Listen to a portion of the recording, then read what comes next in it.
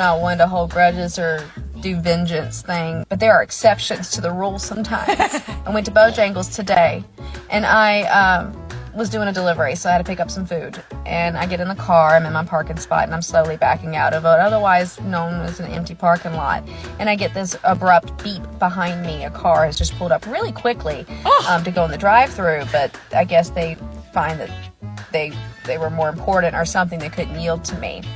I kind of waved my hand like this, like, come on. And at which point I get verbally by a young lady in the passenger seat with names such as white bitch. Okay. That upset me, needless to say.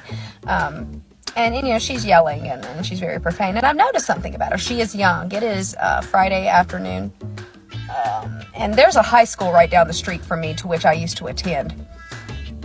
And I know without a shadow of a doubt that rule in that school, they're pretty tight. They got to stick up their butts about certain things like leaving campus for lunch. And something just tells me that maybe she shouldn't be at Bojangles right now. So what do? Since she wants to act like that, I take note of that license plate number. And I might have made a phone call to the school today. Because if I remember correctly, a little over 15, 16, 17 years ago, I used to go to a school there, that high school. And not only were we not allowed to leave the campus, but if we want to park at that campus, you have to give our license plate number and register it to an assigned parking spot. Ooh. Right? So I thought it might be helpful for me to make a phone call to the school and just let them know that, hey, maybe you might be missing a couple of students and you might find them in this parking spot, wherever it's assigned to this license plate number. And they gladly took it down. So young lady, when you return to school, I hope you enjoy that Bojangles. And just consider this an opportunity for you to learn a lesson about how you treat people. Because that white bitch just got you in school suspension, I'm sure. Enjoy that lesson. I'm petty. Yeah, I'm petty. I'm petty. P-E to the T-T-Y. Can't do the petty time, don't do the petty crimes. Know what I'm saying? Respect the petty, Betty. All aboard the Petty Express. I, maid of honor, just found out the bride talked behind my back the entire wedding day, but still had me plan and pay for everything. I was asked to be maid of honor by a friend of mine who I've had a rocky past with. She doesn't really have anyone close in her life that lasts longer than a few years, and she also changes jobs every few months because she is high conflict and causes drama constantly. She thrives off it. In hindsight, I should have said no, especially knowing this was her and the groom's third engagement, so off and on, but I agreed and took everything so seriously. Bridezilla was an understatement. She changed the members of the bridal party 5 times, so I constantly had to track down new people. Her bridal shower had to be this one very specific country club that was expensive. She changed the date of the actual wedding and forgot to tell me for months, and it was on a Friday, so I had to request off work. Nothing I bought was good enough, and she always requested more. She changed my dress color after I bought it. She also stopped talking to me unless it was about the wedding, and she had no idea what was going on in my personal life. I paid for just about everything because the people she kept inviting in the bridal party were younger than us, early 20s, I'm 27, bride is 33, and have no stable income. Why isn't she paying for it? It's her wedding. I have a good job and I'm smart with my money, but even for me, it was really difficult. I'm talking about $6,000 on this wedding as maid of honor, and I'm trying to plan my own soon too. Well, day of the wedding comes. I make sure she has a bunch of custom gifts, a day off bag, my speech was beautiful, etc. But she was so rude to me the entire day. She has a new BFF she met about 4 months before the wedding, and they are attached at the hip, and all she wanted to do was talk to her. But whatever, I was super busy handling everything, so I tried to ignore it. You were just her wedding planner for free.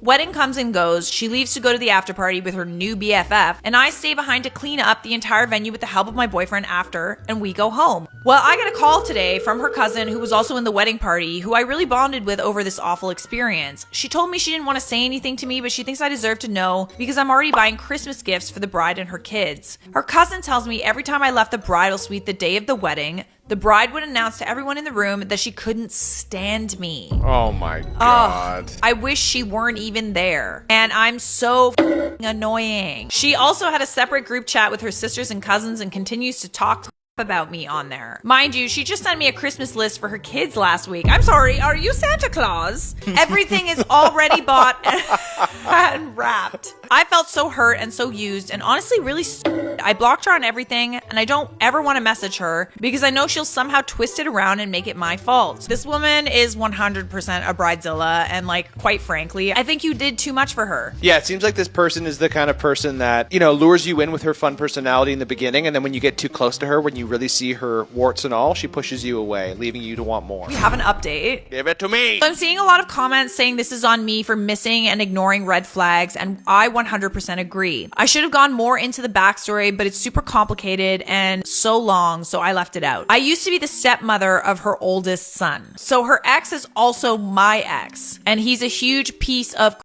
but that's a story for another day. And I'm extremely bonded to the kiddo. I was in his life from 9 years old, and she's allowed me to still be involved in his life for the past 4+ years, even after I left the relationship. He's 7 now. So a huge part of me feels this immense, incredible debt to her. And I will always appreciate her keeping me in her son's life. She didn't have to do that. But as my friend, kids aside, she's incredibly selfish and toxic, and I should have made better boundaries and kept my guard up. But wow, that's easier said than done when kids are involved. Oh my goodness. That's really hard. Yeah, that's really rough to like want a relationship with a child. I also feel like maybe she's taking advantage of the fact that you want to be around her son. She knows she can get away with more because she knows you have a relationship with him. I understand you want a relationship with this kid. It's just, it's going too far at this point. Her expectations of you are astronomical. Yeah, it's terrible. She's taking advantage of you. Kid or no kid, you got to stand up for yourself. And hopefully as the kid gets older, he'll understand and see it. After this happened, a few things that some of you said to me really stuck with me. I was looking at all this from the perspective of not wanting to lose access to the children of the bride who I love deeply. But I was not realizing by allowing their mother to treat me poorly, I was modeling for the kids how to treat their loved ones. That was really a light bulb moment for me, and I realized I needed to cut ties. I initially told her I needed space from her because of the way she treated me as a friend, which she did not take well, and I had to block her number and delete her off social media to stop her from berating me with texts. Once I did that, it was insane how much better I felt. I truly didn't realize how much time and energy she took out of me every single day. I feel like a literal weight has been lifted from my chest, and I wasn't filled with anxiety about whatever drama she's constantly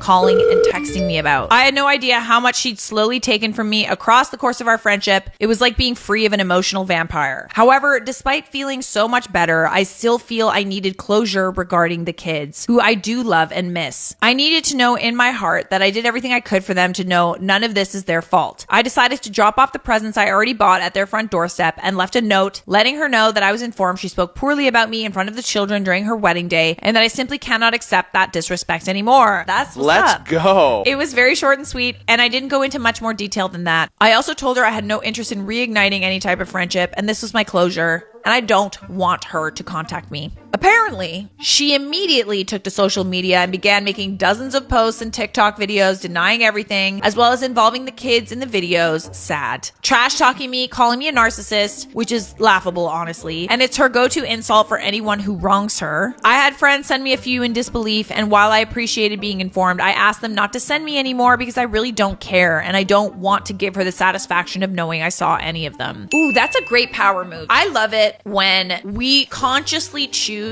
to not allow people's energy to penetrate our energetic field. This person was 100% a bridezilla, my dear, and I'm sorry that you had to deal with that. But honestly, I'm really proud of you for showing like healing and growth. Yeah. This is good. This is very mature. Very good. Very proud of you. You are definitely not an a-hole. She is a bridezilla. Proud of you for growing. This is great.